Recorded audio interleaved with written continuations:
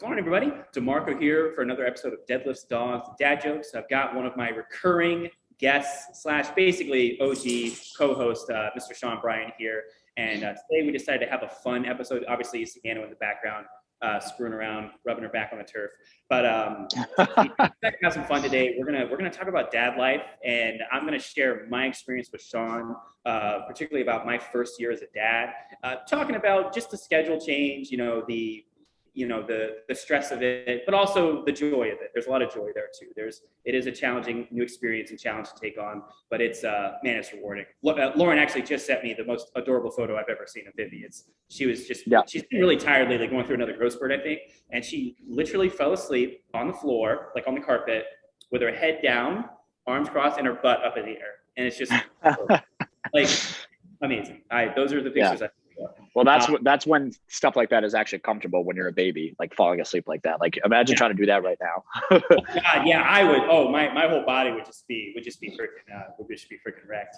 So right. But yeah, so I'm going to share my experience with you about my first year of dad life.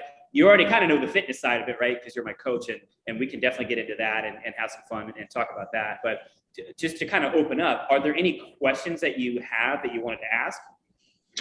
Yeah, I mean, obviously this is not only for the benefit of anybody listening, but myself included, because, I'm just under 2 weeks away from my son's due date. Oh my gosh. And which is nuts. I mean, I feel it.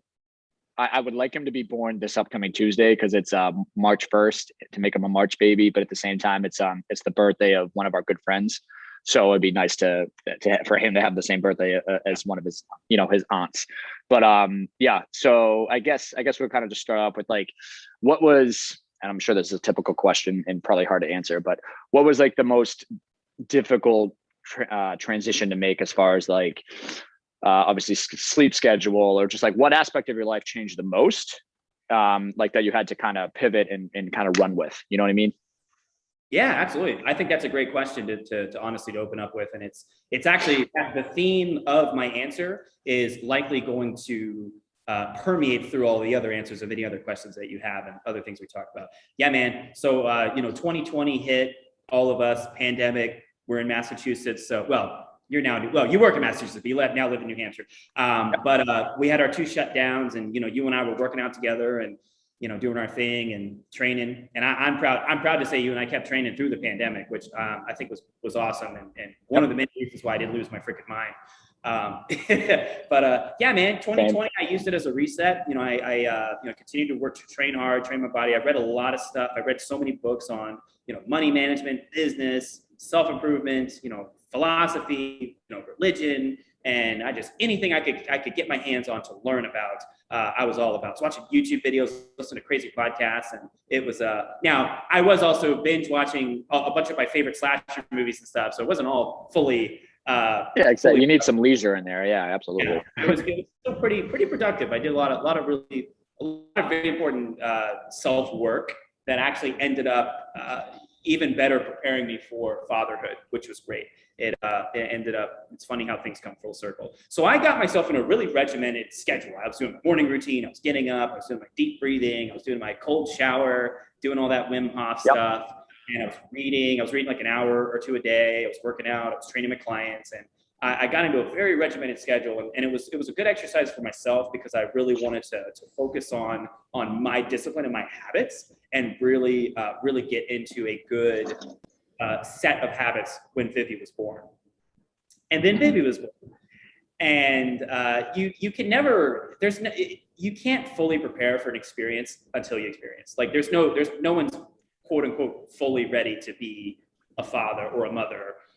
That's my outlook as well. Yeah. You're just not, and that's okay. I don't say this to sound arrogant. It's just true. I in many ways, I had no idea what I was walking into.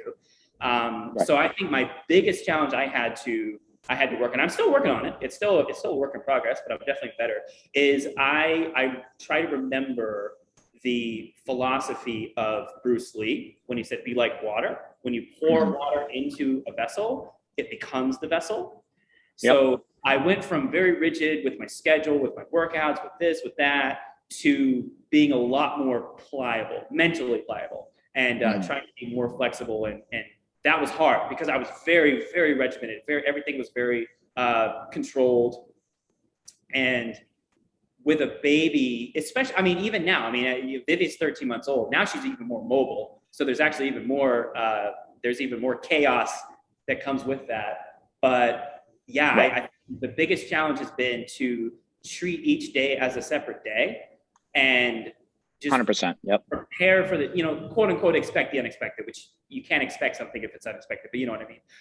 But yeah, just be flexible. And I have very loose guidelines for what I want to accomplish within a week. I think of it more of a weekly basis, less of a daily basis. So let's say on Monday I wake up and let's say I was like an old school like bodybuilder. It's Monday, I got to bench press, I got to do my chest workout, I got to do this, that, the other, whatever. That workout doesn't always happen on Monday. Sometimes it happens on Tuesday. Yep. You and I have experienced this before many times. My big thing is there are certain things I want to accomplish within a week. Whether like Sunday to Sunday or Monday to Sunday or whatever. As long as I accomplish those things within the week, I don't trip over the details of each day.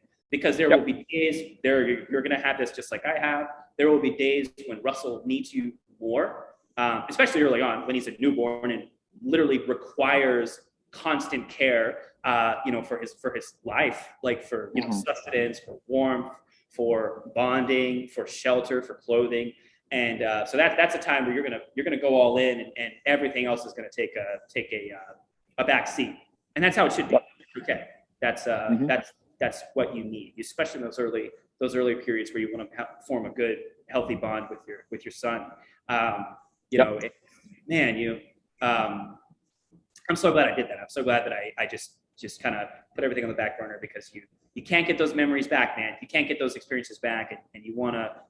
I know I'm rambling like crazy, but that's what we do. That's what we do. I would say just hey, what does Dan John always say? Keep the goal. In regards to your son, I'm not going to put words in your mouth, but for me and my daughter Vivi, I want to raise her to be a strong, kick-ass, badass young lady that's going to go and crush it in whatever she decides to do. I want her to be, independent. I want her to be strong and ready for the challenges that life brings.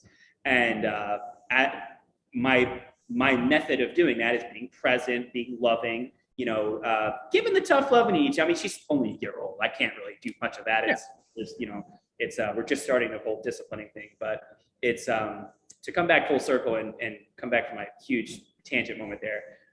Be flexible, be flexibly rigid, if you will. There are things I will accomplish within a certain week. You and I upped it to 4 workouts a week total.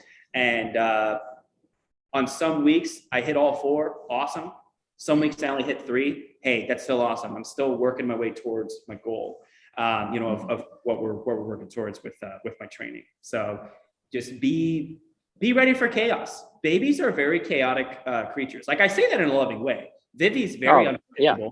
When Vivi was first born, she was really colicky.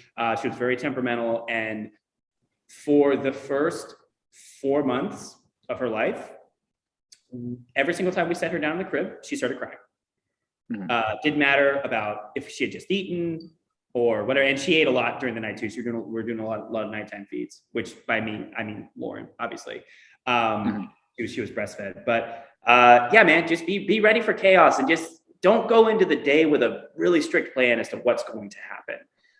Because we now jokingly, but also seriously say, there's Murphy's Law. Everyone talks about Murphy's Law in regards to, everything that can go wrong will go wrong. I call it Vivi's Law. Vivi's Law is you can follow the schedule, you can feed her on time, you can change the diapers, you can do this, you can do that. You can have all your ducks in a row. And Vivi's Law is, that's cool, Dad, but I'm going to do what the hell I want to do. Exactly. Granted, we had sleep training and all that stuff, but and I mean, I'll be honest, for us, I don't want this for you. So I'm saying I don't want this for you. At 6 months, Vivi was still not sleeping consistently through the night. And that was a big challenge. A lot of our friends, 6 weeks, 8 weeks, 12 weeks, baby was sleeping 7-8 hours a night. That we just weren't in that boat. We weren't there. Vivi's sleep was a lot more sporadic, irregular, I should say. And it was. I think all 3 of those words make sense, so you're good. Yeah. But I had to keep reminding myself that I need to look at my child as my child, not my friend's child who started sleeping at 6 weeks. This is my child, and I can't have too many expectations. So that was a really Right. long answer. I hope that was helpful. No, 100%. Yeah. And like, I expected as much as like, there wasn't going to necessarily be one thing that you're like, okay, actually, this was the biggest challenge. Like, it's just overall a challenge. You're on your baby's schedule, similar to how I'm on his timeline right now, waiting for him to get here, because even as soon as 37 weeks hit for the full term, I was like, cool, I'll see you tomorrow, hopefully. And then obviously another week passes, and which is exactly where we're at right now. And I'm just super anxious. I don't want Michaela to go full term because I want to hang out with him right now. And, it's going to be, again, we're on his schedule, similar to once he's here, same thing, we'll be on his schedule. So, yeah, I guess basically from that question, I'll kind of branch off and like talk about different aspects of what had to change for like work wise. How long did you take off? When you got back into a routine as far as training people, because obviously we're both trainers. Did like what about your schedule changed? Obviously, I'm sure you condensed it a bunch. It's not, we had those split shifts that we were rocking for years at that point. But, especially with my living across the street from the gym, you living still pretty close. Like, we just had that luxury. Other than having a dog, both of us, like that's really the only responsibility we had. So we can kind of be at the gym all day for the most part. So with that, work wise, how long did you take off? Did you have to not say bye, but did you have to maybe cut back on certain clients, and just how many days a week, all that kind of stuff? What did that look like for you? Yeah. So the one thing that was unique, obviously, for me was not for me, for a lot of people that had babies around that same time, which we actually know your whole world's gonna open up to you. By the way, when Russell's born, you're gonna meet all these people with kids right around the same age as Russell, and it's fun. It's so cool because he'll make friends, you'll make friends. You have a very common experience that you can share and compare notes on. But yeah, man. So before Vivi was born, I was really, really ramping up the podcast. I was really consistent with the episodes and super fired up about it, having fun. And I actually had filmed a bunch of episodes prior in preparation for Vivi's birth. I had planned out about 3 months worth of content.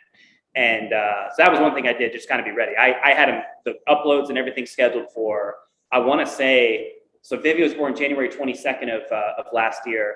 I had the next like 12 Fridays planned out, because Fridays were when I was dropping the episode back then. So that's one thing I did, was I planned ahead, had that content set up, and it was great because we were obviously very busy taking care of Vivi. My schedule had already downsized a good bit because of the shutdowns, because of course in-person training wasn't really happening, and we were in the midst of the other shutdown. So we're in a weird kind of transition phase, and it was COVID protocols, and it was also winter time, so it's cold, so people don't want to go anywhere. So I was doing a lot more Zoom sessions, so that was easy to kind of rotate around. Definitely downsized my in-person schedule. I actually trained the day Vivi was born. I trained my 6 a.m. client Marissa that day, and she thought I was absolutely insane. It was deadlift day. I mean, it was a big deal. I was like, it was my favorite day during our week because it was just fun. And we trained that day, and she said, "You shouldn't be here." I said, "I know, but we're not going to the hospital until 9 a.m. So we had a 6 a.m. She's like, "You should be sleeping." I'm like, "I'm too excited to sleep. I'm way too excited to sleep. I'm like ready and excited." Oh yeah. Because was she induced? Is that right? Or yes, I forget. Yeah, she was. Yeah. That's a different situation that people don't get. Yeah. It was a scheduled C-section. I'm sorry, I should back up. It was planned, yes, but it was a scheduled C-section. Well, okay, same idea though. It's different where you can kind of like, you can hit a 6 a.m. for example, especially one of your favorite clients on a deadlift day, of course. It's not like Lauren said, "Hey, my water broke," and then you left. You know what I mean? That'd be a totally different situation. So hers was scheduled, and Vivi was breached, so she was in there upside down, all comfy. The doctor tried to turn her, and she basically gave the doctor the middle finger and said, "I'm very comfy where I am.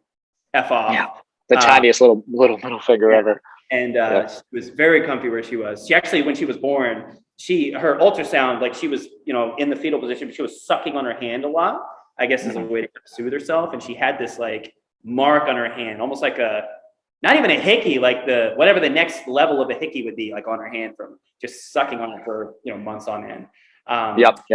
I downsized my schedule. I'm very fortunate. My lovely mother-in-law, Robin, flew from North Carolina to here to Boston area and stayed with us for, I think it was 2 weeks. So she actually hung out at our apartment while we were at the hospital with Vivi. So she took care of Nano. She like did grocery shopping and just like took care of stuff, which was awesome. And we didn't have to worry about that because we don't have an immediate family in the area. So that was a huge thing. And she cooked up a bunch of meals and froze them for us, so we had stuff ready to go, and just kind of prepared us for that initial stage of chaos. So I actually did train a little bit still right after Vivi was born, but it was just primarily my Zoom sessions. I took 2, maybe 3 weeks off with the in-person sessions, and then I love coaching, man.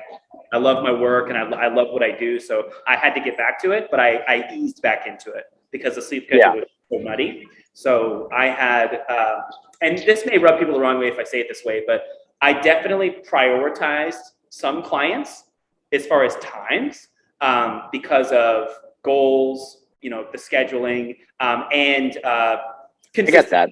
You know, and I get that. Not to throw shade on anybody. I prioritize my ones. I call them automatics. Like Marissa was an automatic. 6 a.m. Monday, Wednesday, Friday. She was showing up on time. She was going to kick ass. You know, right. And I've got many more clients like that, obviously. But I did that. I stopped doing evenings because I wanted to be home with my family. Right. Not to sound like I'm not to get too negative here, but one of the things that I noticed with my parents in particular, I love my parents to death. I'm not throwing shade on them, but and they're divorced now. They've been divorced for quite a few years. They were married 20, and I noticed at some point we stopped having dinner together as a family. And I don't think that wasn't the only thing that caused it, but that's just as a child, there are certain things that you remember. I think that was one of the things that kind of started the process of them separating emotionally, you know, before they actually ended up divorcing. So my big thing was I want to have dinner with my family and be present. Not 100% of the time, because Lauren's a physician. We can't prepare for that, but you know, shooting for like 80 to 90%. So I cut out most of my evenings, and now that this studio is so close to my apartment, I'll take a 6:30, but we still have dinner at 6, and I'll just rush over to the session after, and it's no big deal. But that's one of my deal breakers is I'm not going to take. And then on the flip side, I'll take a 5 and then I'll just rush home right at 6 so we can do a dinner at like 6:15, 6:30. So one of my deal breakers is I'm never doing back-to-back sessions in the afternoons because I want time with my family. And I'm a full-time caregiver for Vivi. So I'm very fortunate I can bring her here to train with me. And it's a safe environment for her. We have fun. But my evenings are no longer just like stacked with sessions. I'm not doing like 4, 5, 6, 7 sessions like you and I were doing at PSC. So I do some mornings, and virtual folks. I do some programming, and if I'm training with you in the afternoon or evening, I like you because I keep my afternoons open for family time, and I try really hard to not schedule too many people on the weekends. Because that's our downtime together as a family. Like the podcast, obviously this is a Sunday, but I prioritize things that I really want to do professionally and earlier on the weekends, but then the rest of the day, we go to the library, we do grocery shopping, we run errands together, we hang out. Which reminds me, slight tangent, I'll send you this information when RJ's old enough, but there's a really fun place in Peabody that we have gone to a couple times. It's called the Children's Piazza. It's a fun. I think you told me about this. Yeah. Yeah, it's a really fun place. If any listeners have kids and live in the area, go check this place out. It's $20 freaking for parent and child, and then it's it's $12 for parent and child, and just another $8 if the second parent comes. And there's like a bunch of toys and playing stuff. There's no screens. There's no TVs. There's no video games. It's just interactive stuff to play with. It's essentially like a playground on steroids, but safe. Everything. The floors are padded, so children of a bunch of different age groups can come in and use it. So that's an example of something that we do on the weekends. But yeah, man, you know, I don't go crazy on the evenings, and I do my very best to maximize my time with my girls as much as possible. As you should. Yeah, absolutely. Yeah. So that's now do you have, after myself asking 2 questions, do you have any for me? Yeah, actually, I want to go deep here. I love, you know me, I love those deep questions. I hate the whole like, oh, well, so about the weather today, what do you think? Like, no, let's deep. what, and I'll give you my answer to this afterwards, by the way. That way it's not just Mhm. like a decided thing, but what's the one thing that you want Russell to know? What's like the one thing that many years from now, when you and I are both in the next realm, and our kids are growing up and they're thinking about their time with us, when they were little. What's the one thing that you want Russell to remember? So hold on, I may be a little confused. Do you more so mean like as a memory as far as like with the family, or like something as far as like how he conducts himself? Both. Both. Okay. Or if they're bunched together. Yeah. Well, I guess yeah, because I kind of two-parter there that popped on my head, so I figured I'd ask. Definitely as far as like memories go, like just never. I mean, families are gonna have fights and stuff like that, so like never. I'll always remember a moment where like we may like have to hash things out. Like that's how Michaela's family did it. Like everyone would sit down at the dinner table, and like talk through things so that no one went to bed angry, kind of thing. And like it wasn't that way in my house necessarily. So I definitely want to. Nor was it in mine. Yeah, exactly. So I definitely want to have that be the case, because again, we're not going to be all happy go lucky all the time. But when things pop up, it's like, okay, let's sit down, talk it out, hash it out, whatever. And then that way it's like, again, no one goes to bed angry, kind of thing. So as far as like a memory standpoint goes, like obviously that.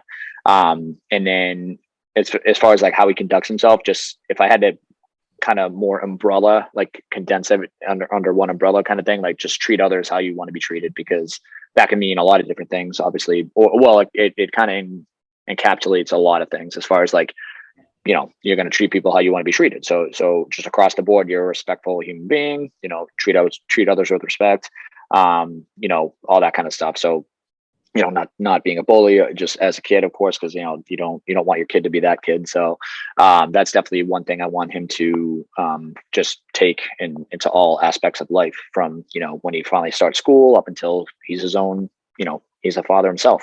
So, yeah. That's awesome, man. I love that answer, and I don't get the chance to ask this very often because it just doesn't always pop up in conversation. But Right. no, I love that, man. I love that, and my answer is very similar to yours. I'm sure you've known, as I have, a lot of people who either lost a parent early, or didn't have the best relationship with their parent, or something like that has happened, and you get the sense that there's a hole there. There's kind of something missing. There's something that they didn't get that they needed and they should have gotten. It's very tragic. I think it's one of the great tragedies. A lot of people have kids and they're either not ready for it, or like just in any way possible, right? And they're they don't want kids, and it's there's a bunch of multiple reasons. But I've having talked to people over the years, I've gotten to know these folks, and it's hard hearing them have to navigate that. My big thing, that one of the things that I say to Vivi every single day before she goes to bed is that I love her no matter what, because I've seen, I hate it. It makes me start. I won't cry right now, hopefully. But it really hurts me to see people who have parents that just don't love them unconditionally, or maybe they do, but they don't know how to express it. But that could obviously go back to how their relationship was with their parents. So I always, because I know what you mean by that. I always I try not to pass judgment too harshly, because again, it's like, well, if they were conditioned that way, right, maybe it's tough for them to kind of break that cycle, Sure. and it's not impossible by any means, but at the same time, it may be tougher. So yeah, I know what you mean by that. Yeah, absolutely, man. No, again, I love my parents to death, and I've learned a tremendous amount from them, and I have a Same. a lot to be grateful for in regards to how they raised me, and the values that they instilled in me. But I grew up in a house with two smokers. I grew up on my side of the family. This will be the first generation of kids growing up in a smoke-free household, and I'm very proud of that. I'm very proud that I kicked the habit myself, many years ago, and have become a coach, and I'm fit, strong, much healthier than I've ever been. Healthiest I've ever been. And, but I think that's the big thing, is I want Vivi to know that I love her no matter what. And it is truly unconditional. If she never picks up a kettlebell, if she never, wants to work out, if she ends up wanting to do activities that I don't like to do, that's okay. I need to, I'm going to try my best to not have expectations for her. I want her to live her life. I'm living mine. She lives hers. I want to support her and do my best to kind of guide her to do whatever she wants to do. So I think that would be the one thing is know that dad always loves you no matter what. I literally bawled my eyes out when we did her nighttime routine on her birthday because when I put her down, I realized, shit, this is 1 year down already. And dude, it goes fast. It goes. Yeah. Everybody says it, and it's cliche, and you're like, whatever, dude. But man, that year flew by, man. And I find myself, I've been going through old photos and backing them up onto my Google Drive so that I don't lose them. But I just look back and I'm like, damn, you used to be so tiny, and now she's huge. And it's just, I've been jokingly telling her, like, can you get small? Go, get tiny again. I miss yep. So, but I think just, I'm rambling a lot here, but yeah, dad loves you. Yep. And yeah, just confidence. I was bullied as a kid growing up. I got my ass kicked a lot. Me too. Yep. Very, very, very insecure with myself. And as a result of that, a lot of people took advantage of it, particularly early on. I'm kind of just now getting out of a lot of that, which it's taken some time. I'm almost 32, but I want Vivi to make her own new mistakes. I guess this would be what it boils down to. We all make mistakes. No one's perfect. Hindsight's 20/20, all that stuff. I don't want her to make my mistakes. I don't want my mistakes to continue with her. I want her to make her own mistakes and also have her own successes, Yep. So I think that would kind of be the whole thing. I want her to grow up to be her, whoever she wants to be, whoever she wants to love, whatever she wants to do for work, whatever her passions are. If she ends up, I'm joking, but I'm also serious. If she wants to, get into like CrossFit or something and she's passionate about CrossFit, it's not my favorite training method by any means, but I'm also against it. I don't hate CrossFit. But again, I will support her, whatever she wants to do. My wife, Lauren, hates kettlebells. Like I tried running her through a kettlebell session and she hates it. She said, I hate kettlebells. They're stupid. And I said, you know what? Then don't train with kettlebells. Go take classes somewhere. And it's okay. Because I remember one time when Michaela and I were dating at the gym, she actually came in for a couple weeks in a row. Like we would do like a 7 a.m. like session. Obviously I trained for free. Yeah. And we were doing kettlebells because she wanted to do it, but and it kind of fell off a little bit, or schedules changed or whatever. And then during the pandemic, I was writing her up some workouts because we both obviously wanted to continue to stay fit during, a very uncertain time as far as not being able to go to the gym at all. And I had her doing a lot of kettlebell stuff, but it kind of fizzled out and we determined that she just doesn't like it. And I'm like, you know what, that's fine. Yeah. It's not like I forced her into it. And similar to with Russell, it's like, I'm going to love this kid no matter what, whether he's, to your point, because it's a very important thing to discuss nowadays, I suppose, to be like, letting him love who he wants. Like, I don't care who he brings home as his first relationship. You know what I mean? It's sad for, kids nowadays where that's still a thing where they're maybe scared to bring home a certain somebody to their parents. And then that kind of goes back to maybe their parents that's all they know. Like it was, unacceptable back in the day. And it's like, but then you get the parents that love their kids no matter what. And that's obviously very important because you want to be close with your child. So obviously that's something you need to be very accepting of. And then just to go off of that, like, my dad jokingly to this day will like still mention how he's still distraught over the fact that my brother and I quit baseball because that was his sport. Like my dad was very good at baseball. He actually had to stop because he started working essentially. So but he was very good to the point where he probably could have went to college and all that kind of stuff too. But so like obviously baseball, and we're a big softball family. Like my sisters do tournaments. We all played, fall, summer ball, fall ball, all that stuff. And then we kind of just due to lack of playing time and stuff like that. Once we got to high school, like we're like, you know what, we will actually want to do something. So we both ended up doing track and we're very good at it. So that kind of still like jokingly rubs him the wrong way to this day. But my point is like, he was okay with it, of course, to the point where same thing with Russell. Like I'm going to try him out with all the sports, obviously the ones that I know mostly. Like, I don't know anything about hockey, but if you like, I would love for him to do like Pee Wee hockey, see if he likes it. Michaela, D1 soccer player, like we're going to get him on a soccer field. But like, if he doesn't like it after a few years, whatever, maybe he wants to do choir and I would love to get him on an instrument because I didn't play shit as a kid. But Michaela did the clarinet, and I think it'd be cool if he did something, so just keep him busy because that keeps him out of trouble. Obviously we don't want him to fall in with the wrong crowd, so to speak. So like keep him busy and, obviously help him with the schoolwork and stuff. Michaela and I were both pretty good academically speaking. So I'd like to think we can help him with sixth grade math or something. But yeah, it's just being as accepting as possible for a child, because to your point earlier, it's like you don't really know what you're going to get in terms of what his likes and dislikes are, and you kind of just have to go with the flow.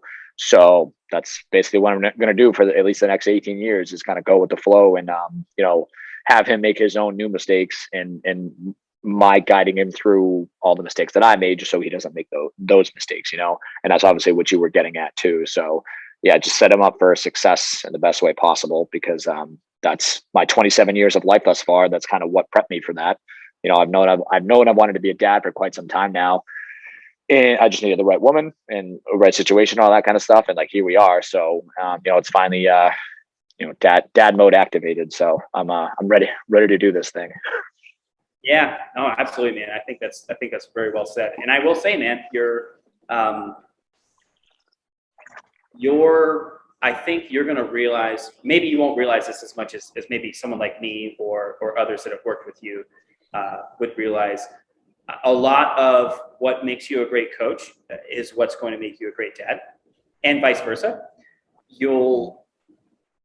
When we train, sometimes I can be an annoying client. I'll just go ahead and say it. It's okay. I've been late to you on sessions, and it's so funny because I'm also a coach and I know how annoying that crap is sometimes. But anyways, my back hurts or something bothered me, or, Vivi was up crying all night. I slept like shit and I don't feel good. Not feeling good up to training. I need to adjust this. My forearm hurts from the Turkish get-ups. Can we, modify this?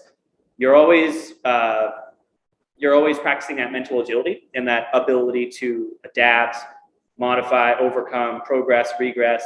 You're very, again, like that water, right? You're pouring into the cup and you're becoming the cup. You're adapted to the circumstance.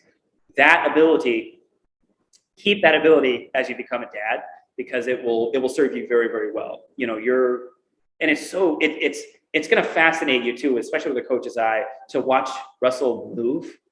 And just watch. I think of that stuff all the time when I look at babies. My niece, Vivi, like, I'm like, damn, look at that hip mobility. Look at that internal rotation. Like, all the time, I'm like, God damn. Like yeah, and they figure it out without our help. Like a baby, like, everyone posts a picture of the baby squat, which is really cool to watch, and just how they could just sit in that position very comfortably, and all that kind of stuff, and all the crazy mobility. But I feel like I just went on a real tangent. Oh, anyways, your ability to coach, to guide, to teach, to know when to apply pressure, but then also when to, pump the brakes and listen, knowing that balance between the two, that's going to make you a great dad, John.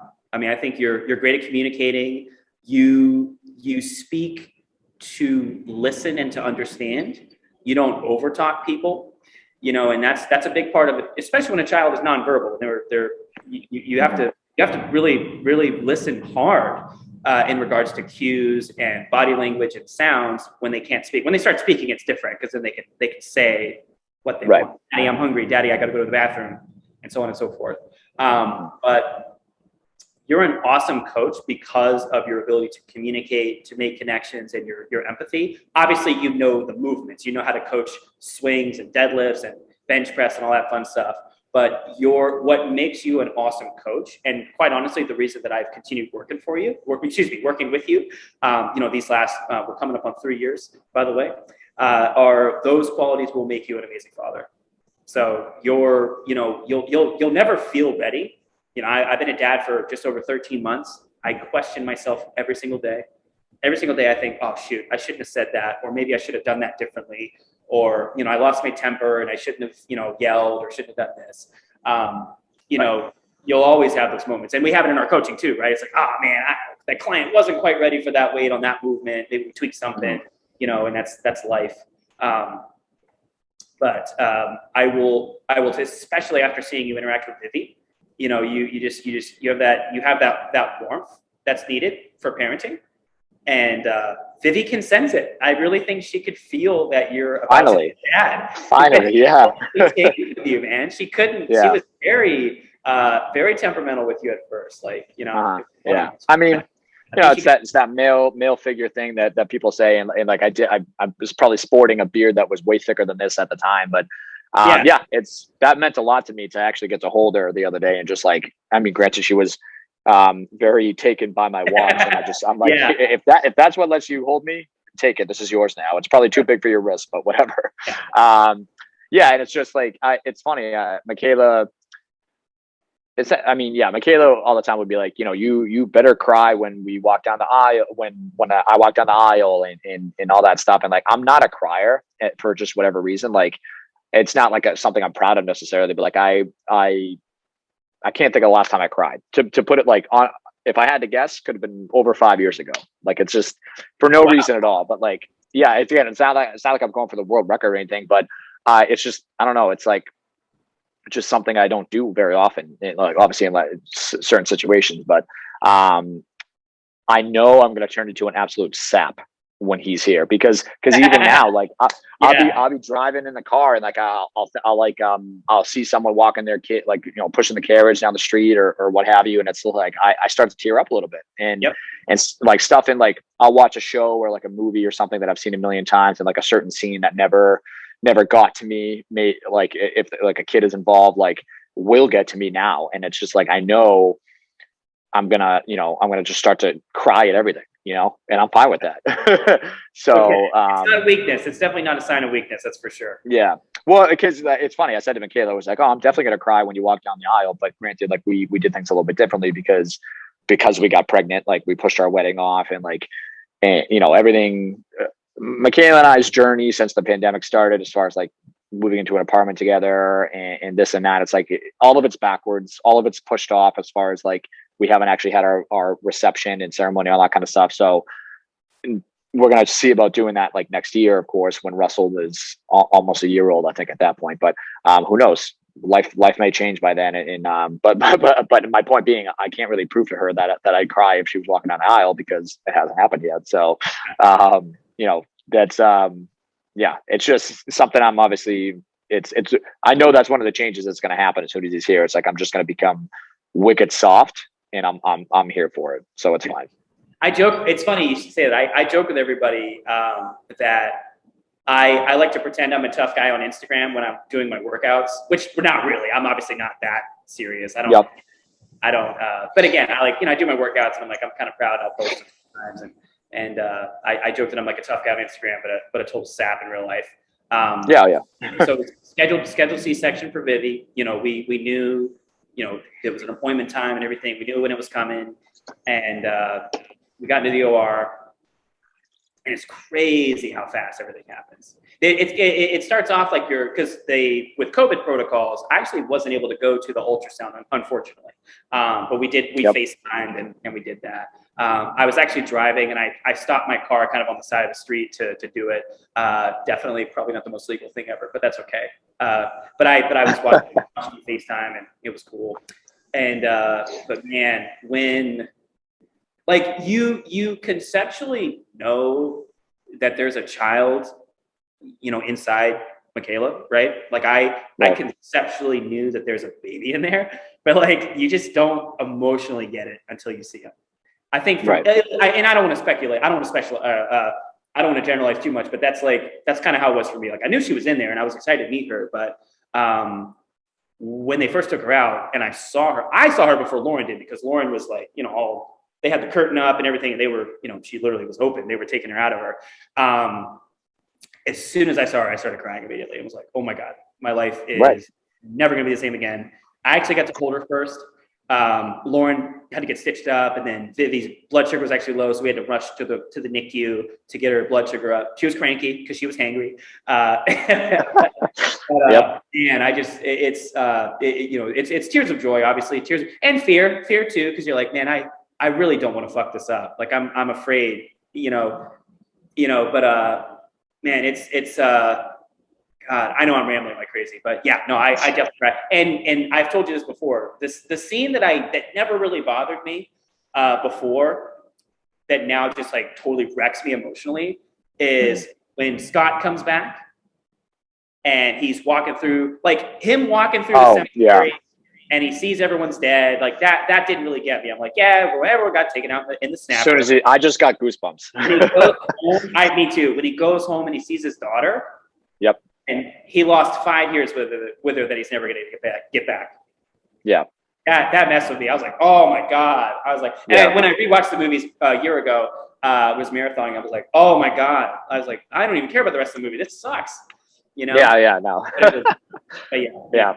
And don't get me started on like dogs. Like I was obviously dog movies too. That's just like wreck me now. Yeah, no, I'm sure. But yeah, it's well, that's it. Like you said, like you understand conceptually that she's in there. In this case, Russell, he's in there, and it's like, you know, you're living rent free in this studio apartment right now, and if you just if you come here right now or like tomorrow, whatever, we got this big beautiful house for you to run around in. It's like, why are you waiting? Like I'm very impatient with certain things when I'm very excited. So like to this, probably before today or before Russell gets here, of course, like I think the most excited I was for anything was probably the cruise I took to the Bermuda with my family, because my first cruise, first thing I needed a passport for, like I was very excited for that. My second thing, actually above that I should say, was when Endgame came out. Like the anticipation from like finding out when the movie's going to come out to the day it actually came, I had never been more excited than that day. And I'm totally fine in admitting that.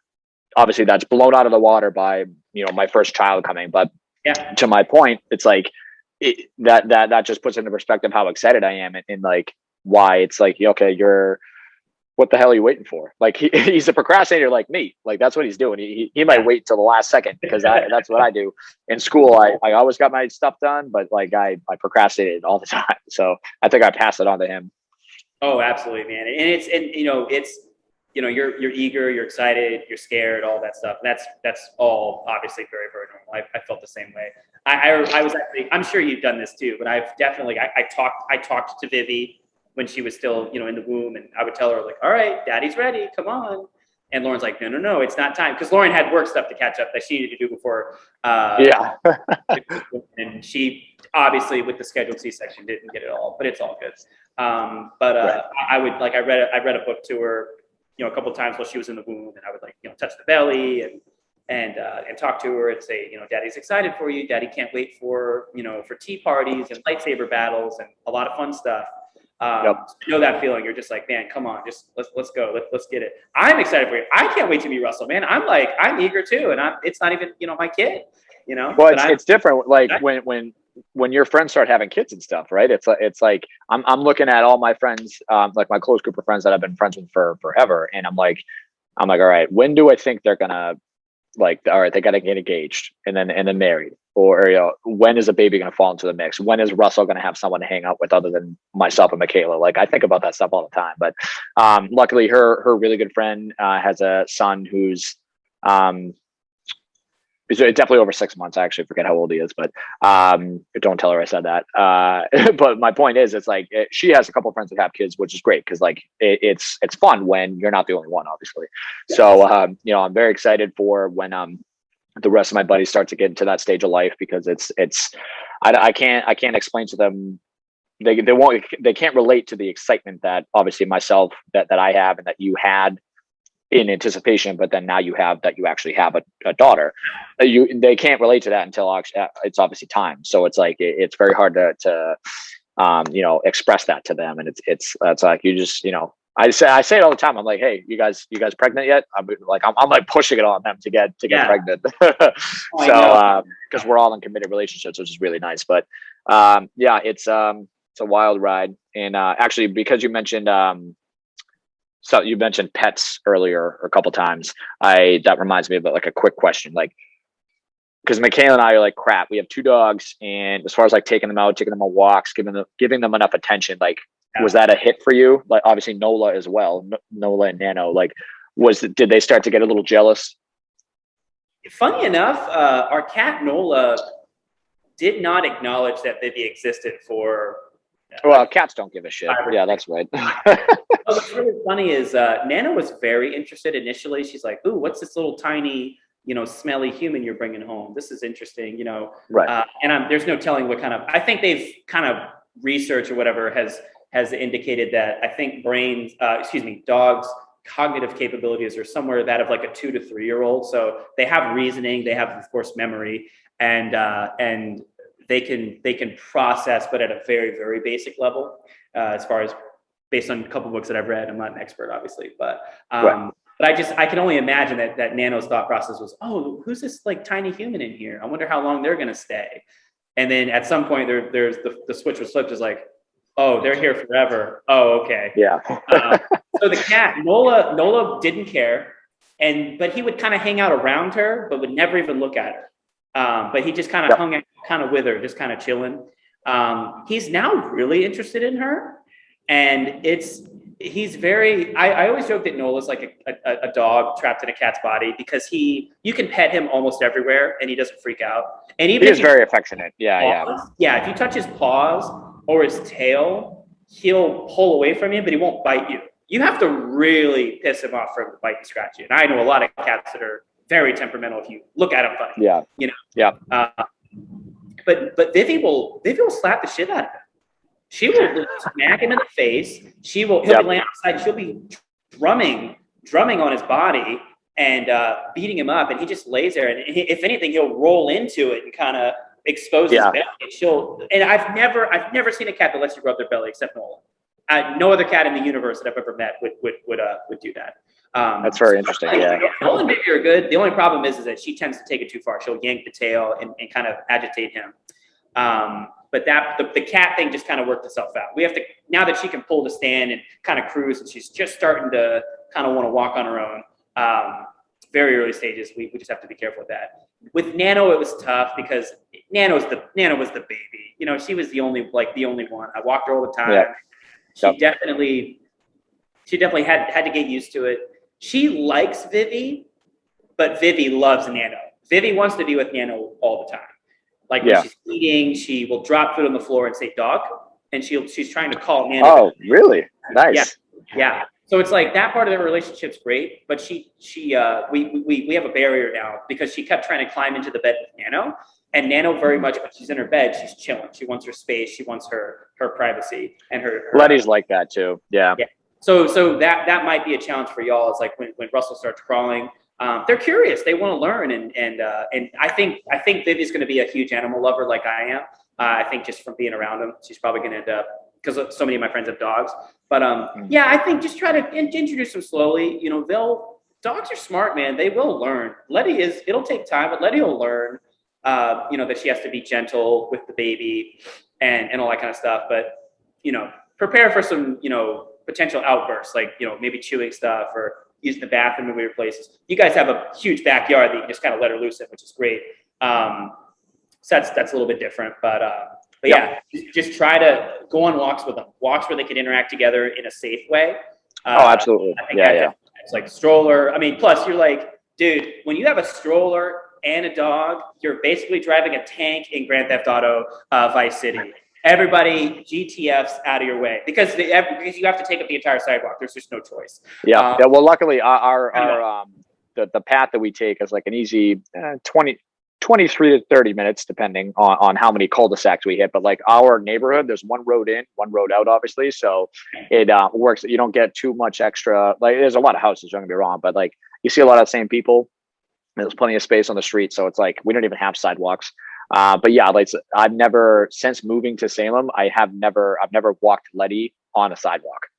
Well, yeah, I mean, we've taken her to it's called the rail trail, but like that, yeah, that's like a nice day kind of thing. Like we'll go deeper into Salem or whatever. But if we're walking on the neighborhood, it's like there's plenty of space. But I know what you mean. Like if I got the baby and dogs in tow, like it's get out of my way.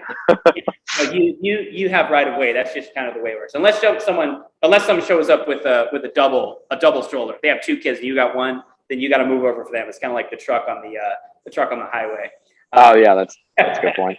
But yeah, I will say this: I do love Somerville. I do love the city, and it's fun. But I'm definitely, in a couple of years, we're probably going to end up moving down south, and getting a house and doing that suburban life. City life is hard with a baby. Suburban life is much easier. It's quieter, and it will, in many ways, it's easier to get the baby on a good schedule for like sleep and everything. Our unit, unfortunately, or excuse me, a unit behind our unit, kind of that backyard area where you and I would train in the summertime.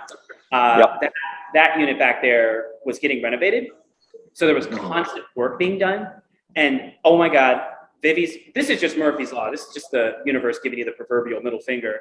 I can't tell you how many times we would get her down for her nap, got the little sound machine on, got the blackout curtains going. It's dark, it's cool, it's comfortable in there. We did our routine.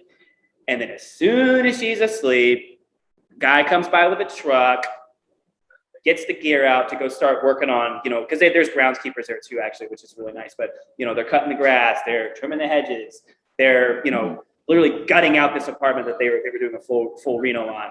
And it's just super loud. And she woke up so many times, and I'm just like, it's just like, pardon my language, it's like, motherfucker, like, I know you guys have a job to do, but can you please not come like right during your nap time, as if the world was, Yeah. Obviously it doesn't. But that goes back to the original thing I said is be flexible and be ready for chaos. So, but that's one thing, you guys have a house, you got a lot of space, which is awesome. Parents in the area, definitely, don't be afraid to lean on the help. They want to help, especially grandparents. That's a new chapter for them in their lives too. So it's first one for them. So yeah, oh, and they even that's a special spot that Russell will always have. So my parents, they obviously they already have one grandchild, but even so, number two, first boy. So yeah, it's like Michaela's mom and dad would tell me all the time, like when they used to commute, like a crazy commute into Boston, not from Salem, but somewhere in New Hampshire. Crazy commute to and from, of course, and like they leaned on Michaela's dad's mom a lot too, because obviously she was retired. It's like, so it's all coming full circle. Like it's not, I would feel weird to try to use my mother-in-law a lot, because she's retired, but she works at the school as well, kind of technically part-time, so just to keep busy. But like she has certain hours that will allow me to maybe take some extra sessions at the gym if I were to drop him off at her house, which is actually, it's like she lives 8 minutes away from the gym. So like it's all working out very well. And she already offered to really watch him all the time, essentially, like where I would feel weird asking that, but she did offer. So it's like, again, it comes full circle. Yeah. Her mother-in-law did it for her. And then in this case, my mother-in-law will do it for us too. So it's it'll be, we'll make it work. I know we will. We got some time until Michaela goes back to work in terms of like finding out a more strict schedule when Michaela has to be in the office a couple of days.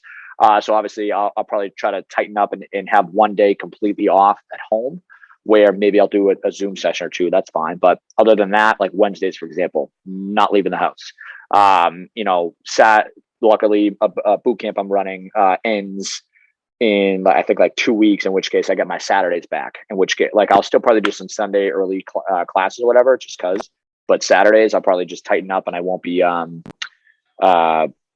maybe again a Zoom session. But as far as travel goes, that's it. Like I'll probably Saturdays completely home, Wednesdays completely home, and I'll just work the rest of the schedule around that. So, and that's dad life. I'm ready. My friend just texted me this morning because like, I don't know if you play the game Wordle. Do you know what that is? Wordle? I've heard of it. Yeah, I haven't played it. But yeah. And maybe we talked about it too, but like it's a new word every day. And so at midnight you get the new word, and like I'm up anywhere between 3:30 and 5:30, just because of my new schedule, which I'm fine with. Like I come to a gym where it's always busy. Like you remember going to BSC? I'm kind of going off a tangent, but remember going to BSC for like a 5:30 session and there's no one else there. It's just like, you're not as energized to be there because it's just you and your client, at this gym, there's classes running. It's like, this place is jumping from 4:30 to whatever time, so it's like, it's more motivating to get out of bed. But my point being, I'm up very early, and my friend texted me today because I sent you can do the Wordle and you can like send it to send it to somebody, say, hey, I got this in 4 out of 6 tries, whatever. So I'll send it every morning, anywhere between like 3:30 and 6 a.m. And my friend goes, he texted today, he goes, do you ever sleep in? I was like, no. So, cause it's like, I'm on that personal trainer dad life. Same with you. So it's like, that's just the role we have fallen into, and I'm fine with that. Do I fall asleep sometimes at 8:30? Sure. But that's, that's neither here nor there. But yeah, so that's, again, I am ready, or as ready as you can be, of course. But yeah, anything you want to wrap up on before the dad jokes? Yeah, no, man. I think I think those are all great points that were brought up. Just being flexible, and again, that's another thing I didn't even think of earlier. Your skill set as a coach, I think, definitely would carry over. Yes, the schedule aspect of it as well. Getting up super early for clients, working those late hours, kind of irregular scheduling, because we're working around our clients' work schedules, right? So it's yep. It can be challenging. It's very rewarding. I do love it. But yeah, it's definitely part of the game. Yeah, I think we can kind of, I think those are all great points, man. I think, I'll just kind of say that working with you during my first year of dad life was absolutely critical to my success and mental health. And, it really helped with us. We did what a lot of people probably shouldn't do, which is train for a specific goal. I think that's going to be really hard for most people going into the first year of being a dad. But when I make a decision to do something, it's like, I don't want to make this sound like I'm a badass. I'm not, but it is similar to like the Terminator being given orders to execute a task.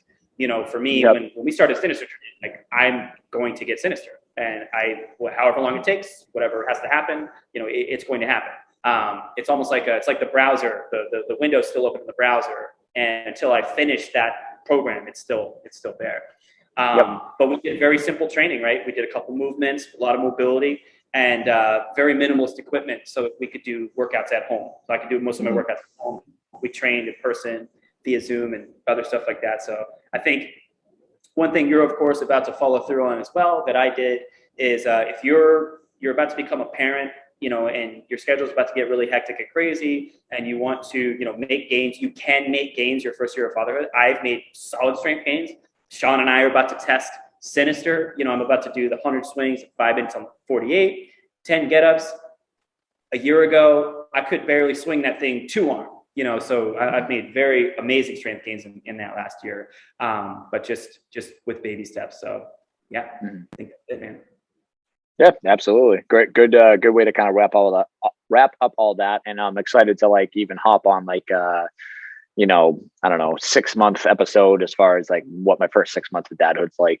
I'm sure I'll be on other episodes like Devin, Devin from BSC. Obviously, he works at this gym with me now, which is awesome. But I ran into him earlier, and I was saying, and he was telling me that he's going to be on an episode. So like when I can, I definitely want to hop on a few episodes with, especially with the people that I know personally, just as like a co-host situation. So yeah, no, I'm looking forward to kind of doing that every now and then when I'm able.